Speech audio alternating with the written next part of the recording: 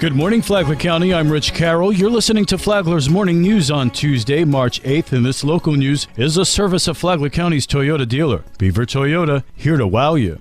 The executive director of the Flagler County Education Foundation, Joe Rizzo, has died suddenly. As the community comes together to mourn the tremendous loss, Flagler County commissioners remembered Rizzo fondly. County Commission Chair Joe Mullins says he transcended politics. Times like this, it makes you realize we don't have party differences. We got a love for our community. And this man loved our community more than anyone that I've met here, and loved our kids, more importantly. Commissioner Dave Sullivan says Rizzo is exactly the kind of citizen Flagler County wants. Someone who's selfless, willing to dedicate a large portion of his life to helping our youth and education in our county. So it's a terrible loss. Commissioner Andy Dan says both he and Flagler County lost a friend and ally in Rizzo. It's a huge loss. He personified Flagler County. He was Mr. Flagler County, and we will miss Joe in many ways. Rizzo also was co-owner of Woody's Barbecue, and Commissioner Greg Hansen says he took his business savvy into education. It's because of his drive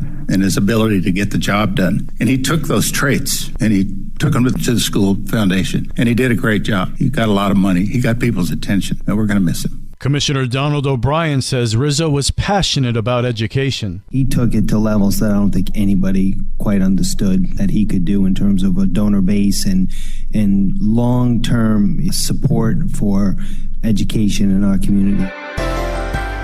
Dr. Jennifer Thornton, president of the Flagler County Education Foundation, remembers her dear friend Joe Rizzo. Well, I've actually known Joe for over 30 years.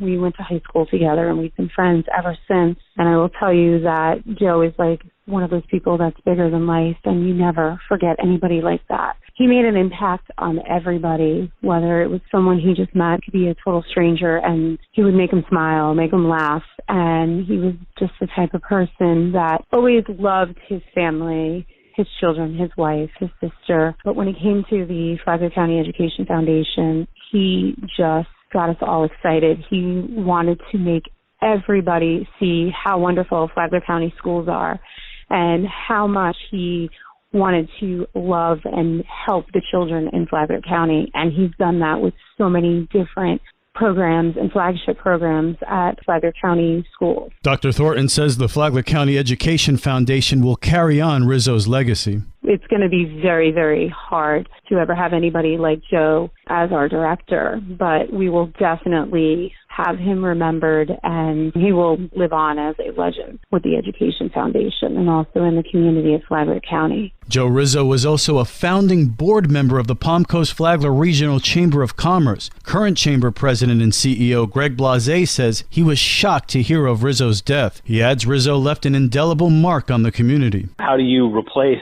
Joe Rizzo? And he's irreplaceable. He can't be replaced. You think about a guy that's had that much time in this community here in Flagler County, who's worked both the business side and then also went to run the Education Foundation. The one thing I would say about Joe is I always enjoyed him because he was a principled guy. I mean, he backed and spent time and effort on things that he believed in, whether that's the Chamber or the Education Foundation. He was 100% in for the betterment of the community. Rizzo, who is just 47 years old, died early Monday. He suffered from health issues, including heart problems, but his cause of death hasn't been divulged.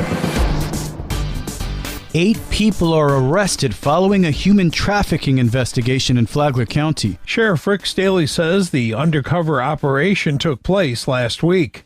Deputies in our Special Investigations Unit, along with the Federal Homeland Security Investigations, conducted a 2-day operation for human trafficking and prostitution. My warning to the community, if you traffic or in prostitution, we will arrest you. Staley also has a message for the victims. If you are being human trafficked, we will also provide you help and resources so you can break the cycle and get away. In this particular case, we did rescue one individual that was being trafficked. That investigation is continuing by Homeland Security Investigations. For Flagler's Morning News, I'm Rich Petchke.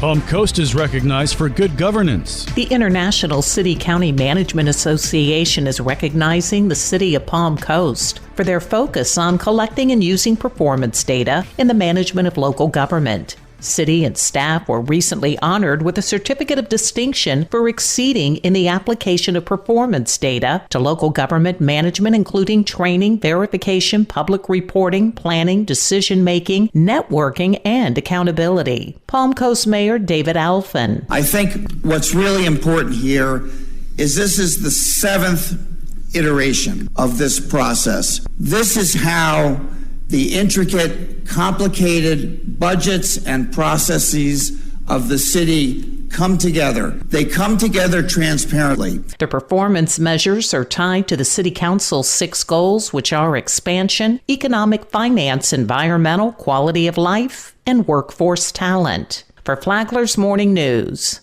I'm Karen Johnson.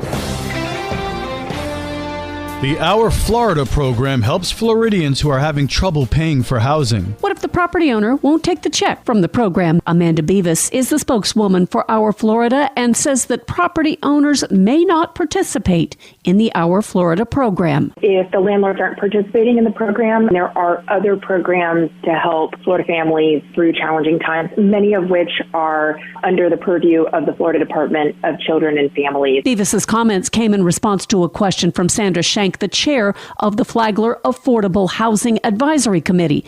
Shank said that while Our Florida is a great help to families across the state, some property owners might not accept or cash the rent check from the tenant. You can listen to Lifeline on Saturday mornings at 9 here on WNZF. It's also on the Flagler radio app anytime. Tomorrow, where else can you get help paying your bills? From the WNZF Newsroom, I'm Deb Albertson. And now you're up to date on Flagler's Morning News. I'm Rich Carroll.